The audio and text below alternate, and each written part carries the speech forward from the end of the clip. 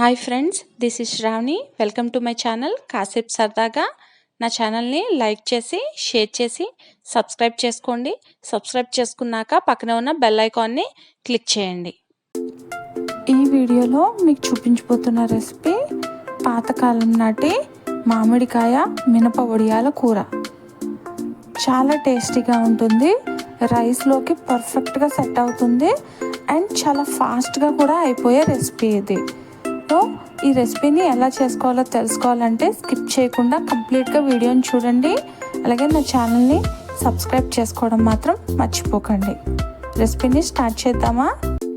మామిడికాయ మినప వడియాల కూర కోసం ముందుగా మినప వడియాలను తీసుకోవాలి. ఇవి పొట్టుతో ఉన్న వడియాలు, ఇవి పొట్టు కూడా లేకుండా పెట్టుకున్న వడియాలు. వీటిని ముందుగా ఫ్రై చేసుకోవాలి. ఇలా ఆయిల్లో మంచి కలర్ వచ్చే వరకు ఫ్రై చేసుకుని తీసి పక్కన పెట్టుకోవాలి.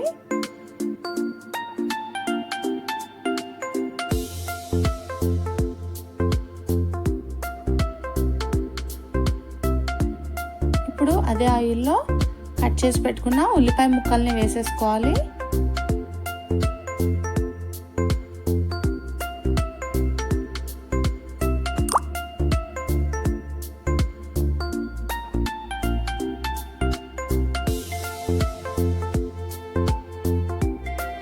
ఉల్లిపాయ ముక్కలను కూడా వేసి ఫ్రై చేసుకోవాలి.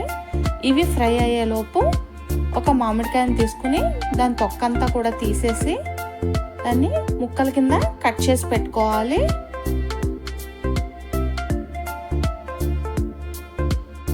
ఇప్పుడు ఉల్లిపాయలు కొంచెం మగ్గిన తర్వాత టేస్ట్కి సరిపడా సాల్ట్, అలాగే కొంచెం పసుపు వేసుకుని ఒకసారి బాగా మిక్స్ చేసుకోవాలి.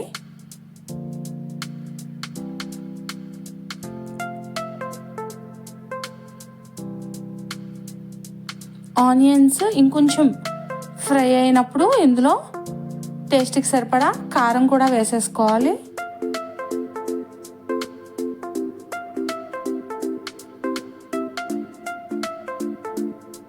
ఒకసారి బాగా మిక్స్ చేసుకున్న తర్వాత ఇందులో మనం కట్ చేసి పెట్టుకున్న మామిడికాయ ముక్కల్ని వేసేసుకోవాలి.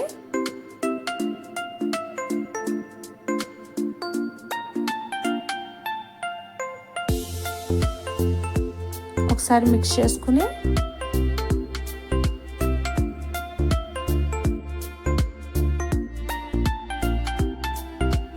ఇప్పుడు ఇందులోనే మనము ఆల్రెడీ ఫ్రై చేసి పెట్టుకున్న వడియాలను కూడా వేసేసుకోవాలి. ఒకసారి బాగా మిక్స్ చేసుకోవాలి.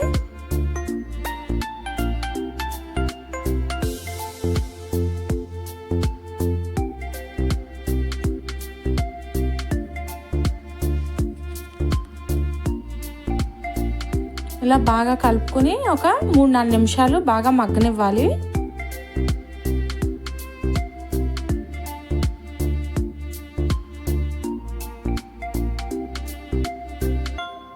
ఇప్పుడు ఇందులో ఒక గ్లాస్ వాటర్ వేసేసుకోవాలి. బాగా కలుపుకొని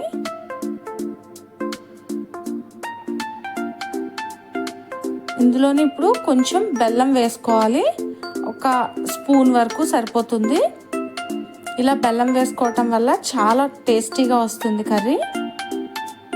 ఇప్పుడు దీనికి మూత పెట్టేసి ఇంకొక 5 నుంచి 10 నిమిషాలు బాగా కుక్ చేసుకోవాలి. మామిడికాయ ముక్క మెత్తబడేంత వరకు కుక్ చేసుకోవాలి. ఎక్కువ టైం పట్టదు ఈ కర్రీ చేసుకోవటానికి. చూడండి ఎంత బాగా కుక్ అయిందో. అంతే అండి, ఇలా కుక్ చేసుకుంటే సరిపోతుంది. టేస్టీగా ఉండే మామిడికాయ మినప వడియాల కూర రెడీ అయిపోయినట్టే. ఇది అన్నంలో చాలా టేస్టీగా ఉంటుంది.